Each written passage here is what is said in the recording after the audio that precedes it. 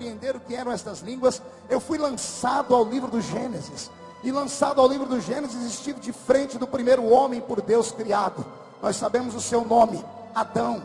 E quando Deus cria Adão, sendo o primeiro ser inteligente na terra, sendo um ser que tem a matéria da terra e tem a essência do céu, ou seja, a princípio, quando Deus faz os anjos e os cria, o Senhor os cria em essência celeste, em espírito. Na sequência, quando Deus faz os animais da terra, Deus os faz apenas do pó da terra. Mas quando Deus faz o ser humano, Deus coloca no ser humano a essência do céu e a essência da terra. Deus usa o pó da terra para fazer o corpo do homem, mas é pelo sopro da sua boca que ele cria o espírito do homem. Então entenda você que o ser humano é a mais bela e a mais complexa de todas as criaturas por Deus já criado. Ao criar estes seres, o Senhor tem que se comunicar com eles. Se olharmos para o céu, saberemos que Deus conversa com os anjos na sua língua celeste. E os anjos são seres intelectuais, são seres inteligentes, porque são seres espirituais. Todo ser espiritual é um ser inteligente. Diferente dos animais irracionais que vivem na terra. Os animais irracionais, eles não têm espírito, são apenas alma vivente. Não tem espírito, porque não tem o fôlego de Deus soprado em suas narinas. Quando Deus faz o homem uma criatura inteligente e se comunica com ele. E eu quero aqui agora mexer um pouquinho com a nossa inteligência. Tente aí agora imaginar qual era o idioma que o primeiro homem da terra falava. Acotovele o irmão do seu lado, comungue com ele, pergunte para o irmão do seu lado: que língua você acha que Adão falava? Vamos lá, vamos questionar, vamos tentar entender isso nesta manhã. Qual era o idioma do nosso primeiro homem, do primeiro homem nesta terra? Qual era o veículo de comunicação que tinha Adão com Deus? Porque a Bíblia Sagrada diz que todos os dias à tarde, o Senhor descia no Éden e falava com o homem face a face.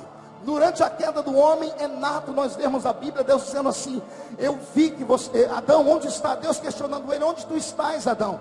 E Adão responde: Senhor, eu vi que estava nu e me escondi. E o Senhor questiona ele: como é que você sabia que estava nu? Há um diálogo de entendimento, há uma inteligência fluindo.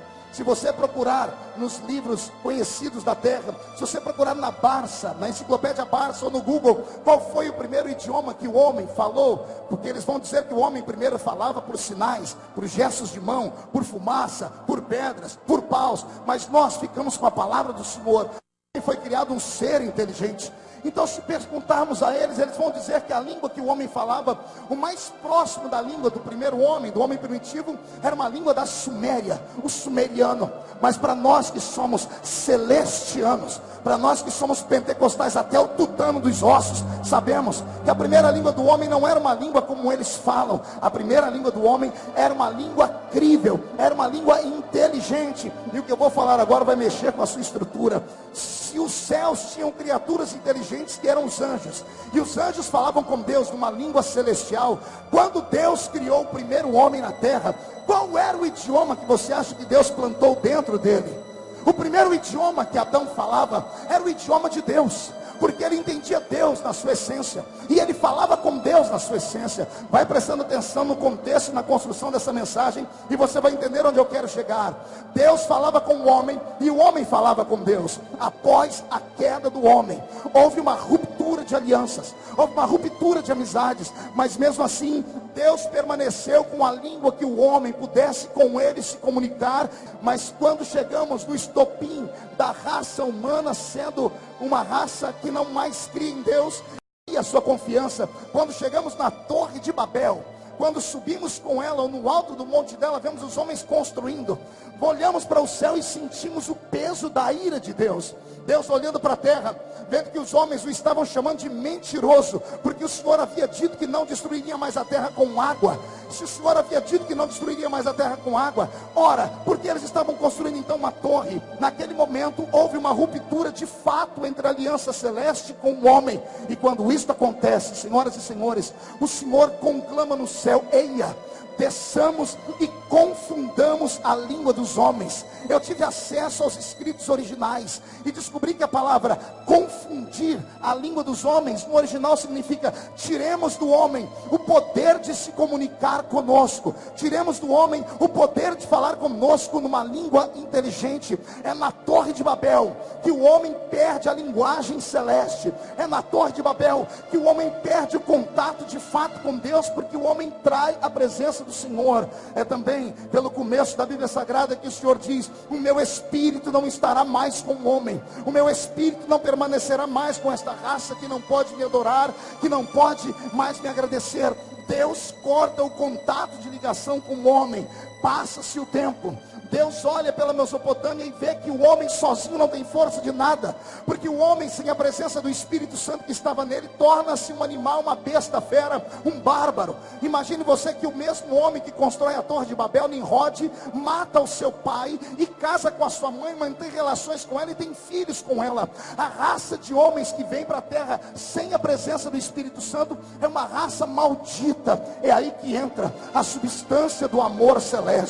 Deus olha para o mundo e, vendo que o mundo não tem condição de se manter sozinho, Deus abre então uma brecha, um subterfúgio, e ele começa então a procurar na terra alguém com quem ele possa voltar a manter contato. E Deus entra pela Mesopotâmia, e na Mesopotâmia Deus encontra um homem cujo nome era Abrão. E o Senhor percebe que o coração de Abrão é diferente dos demais homens, mas mesmo assim Deus põe em prova a sua chamada. Na calada de uma noite, o Senhor não vem em corpo presente, o Senhor vem com aquela voz interna e diz no ouvido dele: levanta-te, sai da sua parentela e vai para um lugar onde eu ainda vou te mostrar. Não houve questionamento, não houve crise interior, não houve dúvida. Esse homem levanta, começa a arrumar as suas tralhas, avisa a família, avisa todos os seus empregados, e mesmo sem saber para onde ir, ele desmancha a sua tenda e sai pelo meio da calada do deserto na noite. Não sei se para a esquerda, não sei se para a direita. Acredito que assim como eu estou aqui agora, estupefato pela atitude de Abraão, o próprio céu para ver. Deus descortina o céu e olha e diz: parece que eu encontrei alguém que tem coragem de acreditar em mim, ainda que eu não lhe dê sinais. Eu disse sai e ele saiu. Ele não sabe para onde está indo, mas acreditou na minha palavra. Esse homem será o pai da fé.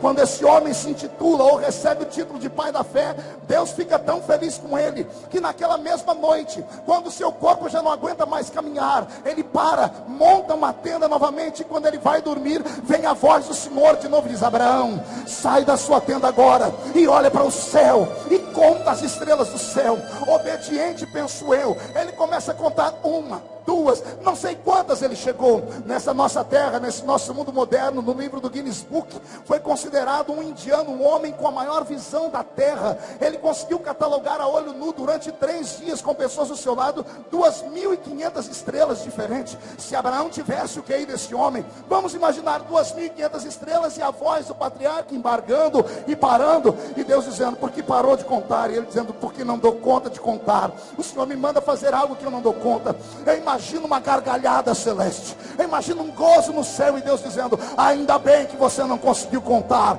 porque se você conseguisse contar as estrelas do céu, um dia alguém conseguiria contar o número de bênçãos que eu tenho para você. Você não é comum, Abraão. Agora sai daí, vai para a areia do mar e conta a areia do mar. Abraão nem arreda o pé, ele diz: Senhor, na palma da minha mão deve caber infinitamente mais do que todas as estrelas que eu contei, não dá para contar. E Deus então diz: assim será a tua descendência. E eu não tenho dúvidas nenhuma para falar que mesmo estando na América Latina, mesmo estando aqui no Brasil, mesmo estando aqui falando nessa língua tupiniquim, eu estou pregando aqui para sementes de Abraão, para homens e mulheres que foram abençoados na semente de Abraão. Tem alguém aqui que foi abençoado? Tem alguém aqui que pertence a esta família? Então dá mais um grito de glória para este ginásio se incendiar. Acompanhe o meu raciocínio. Agora que Deus faz uma aliança com este homem, Deus dá provas e começa a prová-lo mais ainda. Ele não tem um filho. Sabemos que o filho da promessa vem quando ele já tem 100 anos de idade. Quando este filho nasce, o Senhor dá a ele um riso, dá a ele uma alegria. É deste filho de Abraão, estou falando de Isaac, não de Ismael. De Isaac vem os 12 filhos que transformam-se então de Isaac vem aquele que nasce Jacó, ou melhor, o seu filho, o seu rebento, o neto de Abraão, e de Jacó vem os 12 filhos que compõem as 12 tribos de Israel. Quando o Senhor levanta a sua tribo e coloca eles como uma nação, o Senhor começa a testá-los na terra do Egito. São 430 anos lá naquela terra, aprisionados, 430 anos comendo daquilo que aquela terra produzia, 430 anos comendo cebola, pepino, bebendo daquela